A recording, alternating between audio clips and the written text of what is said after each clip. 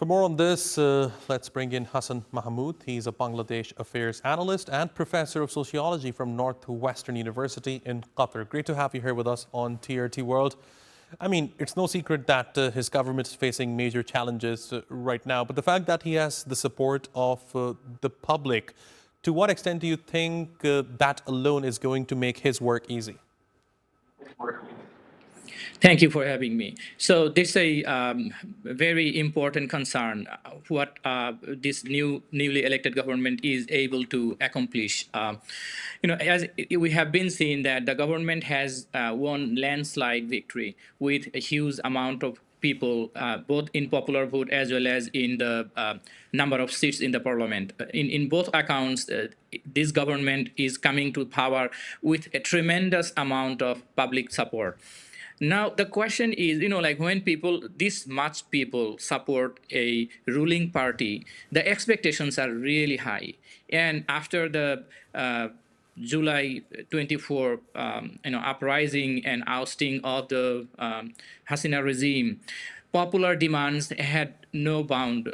The expectations started to become sky high, So, but the reality is, most of the institutions have been destroyed completely or nearly completely. So the first challenge for this government will be to rebuild most of the institutions in such a way that the institutions work efficiently, but at the same time represent popular demand.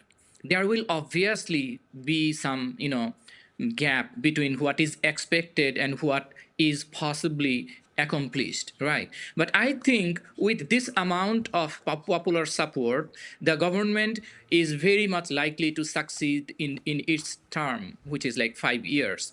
And we have already seen some of the indications out of the gestures that our newly elected Prime Minister Tarique Rahman has shown, as well as his party members, as well as opposition party members. For instance, this is the first time we saw in Bangladesh that a winning party leader meets opposition party leaders at their residences and exchange greetings and, share well wishes. And also, this is the first time we saw the leader of the opposition party congratulating the winning party and accepting the result of the election and respecting popular opinion. So I think it has shown a very positive and optimistic good start.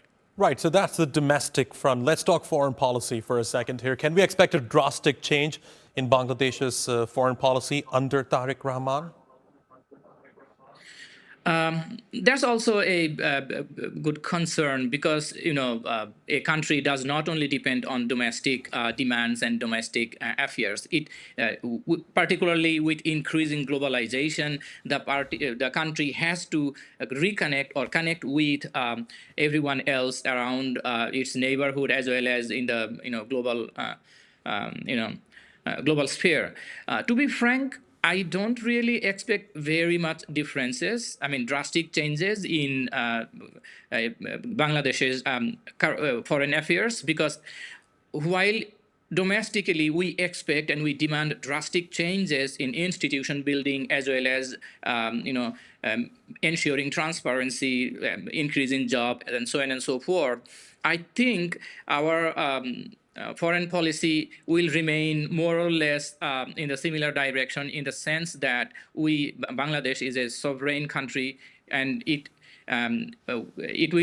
will try to engage with everyone else in the global sphere with respect, as well as with making demands, concessions based on the practical necessities. So on that account, I do not see much revolutionary or drastic change in its foreign policy.